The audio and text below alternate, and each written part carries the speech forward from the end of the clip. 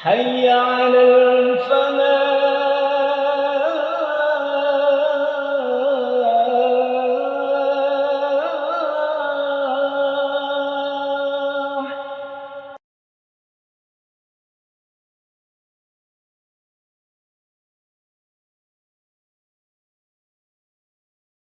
Bismillahirrahmanirrahim. Assalamualaikum warahmatullahi wabarakatuh.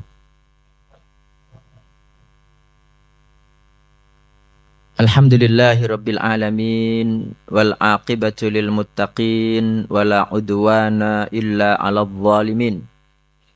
Ashhadu an la ilaha illallah wahdahu la syarikalah wa ashhadu anna Muhammadan abduhu wa rasuluhu an-nabiyyul amin. Allahumma salli wa sallim wa barik ala nabiyyina Muhammadin wa ala alihi wa ashabihi ajma'in, amma ba'd. Subhanaka la ilma lana illa ma 'allamtana innaka antal alimul hakim. Allahumma anfa'na bima 'allamtana wa 'allimna ma yanfa'una warzuqna ilman yanfa'una.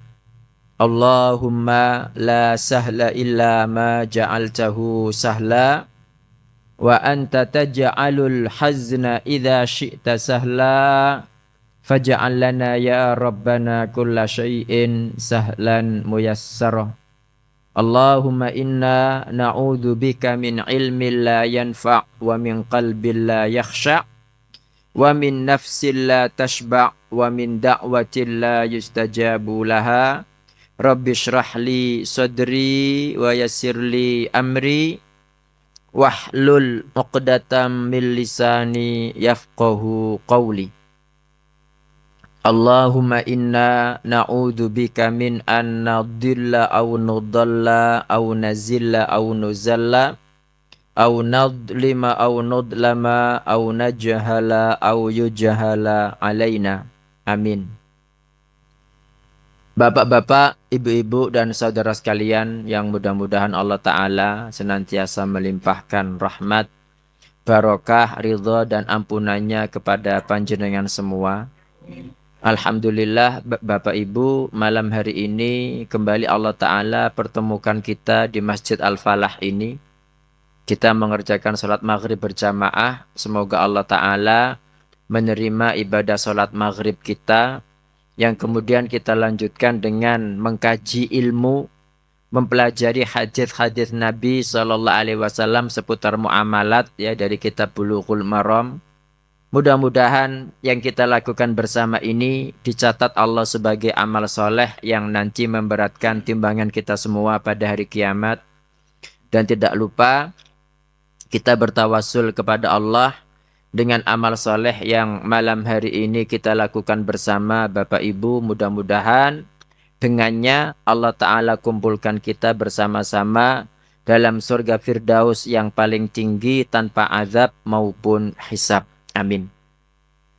Oke, jadi malam hari ini pembahasan kita adalah larangan menyongsong rombongan penjual dan larangan orang kota menjualkan barang milik orang desa. Bisa difahami nggih? Halo? Ya, saya ulangi, larangan menyongsong rombongan penjual dan larangan orang kota menjualkan barang milik orang desa. Ini kan zaman dulu kan nggak ada telepon Bapak Ibu, nggak ada telepon, nggak ada WA, nggak ada macam-macam kan ya. Ya jadi dilarang sama Nabi SAW. Ibnu Hajar rahimahullah berkata, ya, dari Tawus, ini artinya dari Tawus, dari Abdullah bin Abbas radhiyallahu anhuma berkata, Rasulullah sallallahu alaihi wasallam bersabda, la talaqqawur rukban. La talaqqawur rukban, janganlah talaqqawu kalian mencegat ar-rukban. Ar-rukban itu jamak kata rokib, yaitu rombongan penjual di jalan. Enggak boleh dicegat. Wala yabi' hadirun libadin, dan janganlah orang kota menjualkan barang milik orang desa. Ini perkataan Rasulullah Sallallahu Alaihi Wasallam dari Abdullah bin Abbas. Nah, Tawus ini muridnya Abdullah bin Abbas. Qultu, kata Tawus, aku bertanya libni Abbas, kepada Ibnu Abbas, ma qauluhu wala yabi hadirun libadin. Apa maksud orang kota menjualkan barang orang desa? Qala, kata Ibnu Abbas, la yakunu lahu simsaron. Artinya apa? Janganlah ia menjadi maklar atau calo di antaranya. Jadi janganlah ia menjadi perantaranya. Jangan menjadi maklarnya, calonya. Ngoten nggih? Jelas Bapak Ibu? Saya ulangi lagi, Nabi Shallallahu Alaihi Wasallam bersabda, la talaqqawur rukban, janganlah kalian mencegat rombongan penjual di jalan.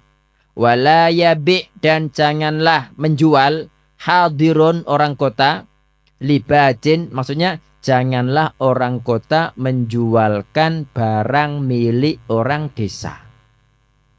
Qultu, aku Tawus ya, bertanya libni Abbas, kepada Ibnu Abbas, ma qauluhu, apa maksud sabda Nabi, wala yabi hadirun libadin, janganlah orang kota menjualkan barang orang desa. Maksudnya apa? Qala, kata Ibnu Abbas, la yakunu lahu simsaron, janganlah ia menjadi maklarnya. Gitu loh Bapak Ibu, menjadi calonya. Muttafaqun alaih, hadisnya muttafaqun alaihi. Wal lafdhu lil Bukhari, dan ini lafaz al-Bukhari. Muttafaqun alaih itu berarti sahih apa mboten? Sahih. Disepakati kesahihannya oleh Bukhari Muslim, Masya Allah gitu. Nah, penjelasannya Bapak Ibu, hadits ini membahas tentang etika perdagangan dan perlindungan terhadap pasar dari praktek manipulasi. Bisa difahami nggih? Jadi Islam itu melarang dua praktek yang merusak harga pasar Bapak Ibu. Pertama tadi, la talaqqawur rukban, berarti talaqqir rukban. Apa arti talaqqir rukban? Artinya menghadang pedagang dari luar kota sebelum sampai di pasar. Jadi sebelum sampai di pasar didang. Tujuannya apa? Agar pembeli bisa mendapatkan harga sangat murah karena si pedagang belum tahu harga pasaran, Pak. Halo, jelas? Ini masih terjadi nggak hari ini? Oke. Kemudian yang kedua, praktek yang merusak harga pasar adalah bai'ul hadir lil badi. Orang kota yang tahu harga menjadi perantara bagi orang desa. Dengan cara apa? Menahan barang tersebut agar harganya naik. Nah, Ibnu Abbas menjelaskan ini berarti janganlah menjadi calo atau broker baginya. Jelas Bapak Ibu? Nah, kayak gini nih loh, kan banyak orang nggak ngerti, dikira halal kan Bapak Ibu nggih. Halo, ngono dipangan, diberikan istrinya, anaknya, barang nggak karu-karuan, banyak masalah, aku dosa opo, salah opo gitu. Padahal nggak merasa kalau ini barang haram gitu.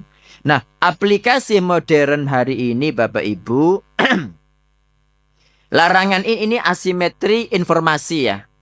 Larangan ini bertujuan mencegah eksploitasi terhadap pihak yang tidak memiliki informasi harga. Jadi gak ngerti rego, Pak. Di dunia modern ini mirip dengan tindakan tengkulak, ya, yang membeli hasil tani di pelosok dengan harga sangat rendah. Sebelum petani tahu harga pasar di kota, nang Bromo, nang Pacet, Ngawi, Wado ya kan. Dan zaman sekarang kan banyak petani gak tahu HP, Pak. Halo, kadang-kadang tahu HP mungkin tidak paham juga kan. Kemudian tentang transparansi harga. Aplikasi seperti marketplace atau info pangan ya sebenarnya kan menjalankan semangat hadis ini. Yaitu memberikan akses informasi harga yang sama bagi produsen. Yaitu petani, pengrajin maupun konsumen. Gitu Pak. Ini hadis pertama nggih. Hadis kedua dari Abu Hurairah radhiyallahu anhu berkata, Rasulullah sallallahu alaihi wasallam bersabda, la talaqqawul jalab. Kalau tadi la talaqqawul rukban, ini la talaqqawul jalab. Artinya janganlah kalian mencegat barang dagangan sebelum sampai di pasar. Nek di pasar cegatan ndak popo. Ini sebelum sampai pasar, Pak. Faman tuluqiya fasturiya minhu, ya. Barang siapa yang mencegatnya sebelum sampai pasar terus dibeli. Fa idza ata sayyiduhu suqa fahuwa bil khiyar.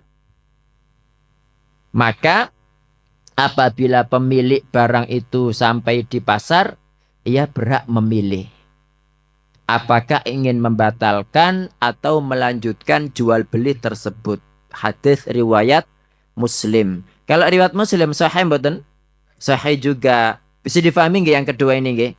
Saya ulangi lagi, Nabi sallallahu alaihi wasallam mengatakan la talaqqawul jalab. Janganlah kalian mencegat barang dagangan sebelum sampai pasar. Faman tuluqiya fasturiya minhu, barang siapa yang mencegatnya lalu membelinya, nggih. Fa idza ata sayyiduhu suqa fahuwa bil khiyar. Maka sudah kalau dibeli, dicegat tadi dibeli, dikulak, maka apabila pemilik barang itu telah sampai di pasar, ia berhak memilih apakah ingin membatalkan atau melanjutkan jual beli tersebut. Loh, tiba kok nok pasar harganya sakmene 500.000, nah aku mau dituku 200 misalnya atau 150. Nah, ini ketika sampai pasar, ketika tahu, maka dia itu apa? Boleh memilih antara membatalkan atau melanjutkan. Nah, hadis riwayat Imam Muslim ini Bapak Ibu membahas tentang salah satu praktek dagang yang dilarang dalam Islam, yaitu talaqil jalab. Sebetulnya talaqil jalab ini sama dengan talaqil rukban, ya. Prakteknya seseorang menyongsong pedagang dari luar kota yang membawa barang dagangan sebelum mereka sampai mana? Pasar. Tujuannya apa? Agar bisa membeli barang tersebut dengan harga murah gitu loh. Karena si penjual belum tahu harga pasaran yang berlaku. Lah kenapa kok dilarang? Praktek ini dilarang karena mengandung penipuan, Pak. Mengandung penipuan, ketidakadilan bagi penjual asli, ya. Sekaligus bisa merugikan masyarakat di pasar. Nah, kemudian tentang kata Nabi Shallallahu Alaihi Wasallam tadi, fahuwa bil khiyar, maka dia boleh milih, ya. Di akhir hadis itu disebutkan jika pemilik barang yaitu sayyiduhu sudah sampai ke pasar dan menyadari harganya ternyata lebih mahal. Nah, tadi yang dikulak di pasar 500, dia dibeli cuma 200. Ia memiliki hak khiyar. Apa itu khiyar? Halo? Memilih apakah membatalkan transaksi itu atau tetap melanjutkannya. Tadi kan belum sampai pasar, baru jauh gitu kan. Nah, sekarang pertanyaannya, di era digital ini ya, apakah masih berlaku hadis ini? Bukankah semua orang sudah tahu harga, ya kan? Ngecek kan bisa, telepon piye-piye gitu kan ya. Nah, malah mungkin di internet juga sudah ada jelas gitu kan. Jadi di zaman di mana semua orang pegang smartphone Bapak Ibu dan bisa mengecek harga komoditas secara real time, ya. Apakah larangan talaqil jalab? Apa tadi talaqil jalab? Halo? Menghadang pedagang sebelum sampai pasar. Apakah ini masih relevan gitu kan? Nah, secara tekstual, cara kerja menghadang orang di gerbang kota, ya ini memang sudah jarang terjadi, Pak.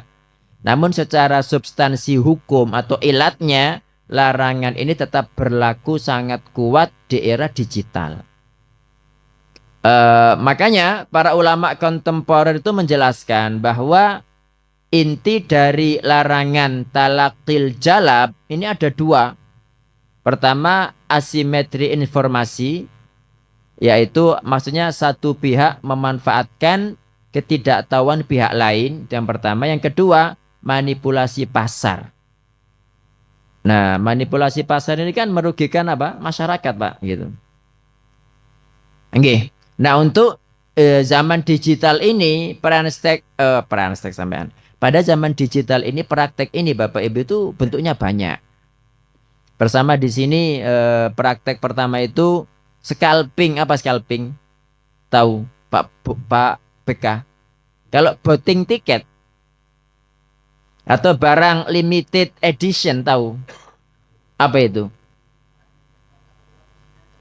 Oh iya. Ketika ada konser besar ya atau peluncuran barang yang sangat dinanti atau sepatu limited, sarung limited apa begitu kan. Sebagian orang itu menggunakan program komputer atau bot ya untuk memborong habis barang langsung dari sistem sumber utama dalam hitungan detik sebelum masyarakat umum sempat membelinya. Terjadi, terjadi. Itu kalau jenengan, misalnya bukan jenengan ya, orang melakukan itu Pak, terjadi. Terus dimakan uangnya itu. Halal mboten? Ya haram loh. Nah ini banyak tidak ngerti, anggapannya itu tidak popo gitu loh. Nah setelah barang dikuasai, mereka menjualnya kembali dengan harga berkali-kali lipat di media sosial atau platform marketplace. Ini adalah bentuk modern dari menghadang barang sebelum sampai di mana? Di pasar. Ini contoh pertama Pak, praktek ini ya zaman digital. Yang kedua, memanfaatkan kebutaan digital petani tradisional. Wong di kota aja banyak orang-orang sepuh ndak ngerti smartphone ya, taunya HP lontong itu loh Pak. Ini anak asuh disawat no. Iya. Jadi banyak orang petani ndak ngerti Pak, ya Allah gitu. Jadi meskipun internet ada di mana-mana gitu Bapak Ibu nggih. Kenyataannya itu belum semua produsen tingkat pertama, yaitu petani di desa terpencil atau nelayan, itu mereka tuh nggak paham gitu loh cara ngecek harga pasaran digital yang dinamis. Ya rata-rata mereka kan ya mohon maaf pendidikannya kan rendah gitu. Mereka tidak punya akses langsung Pak ke konsumen akhir gitu loh.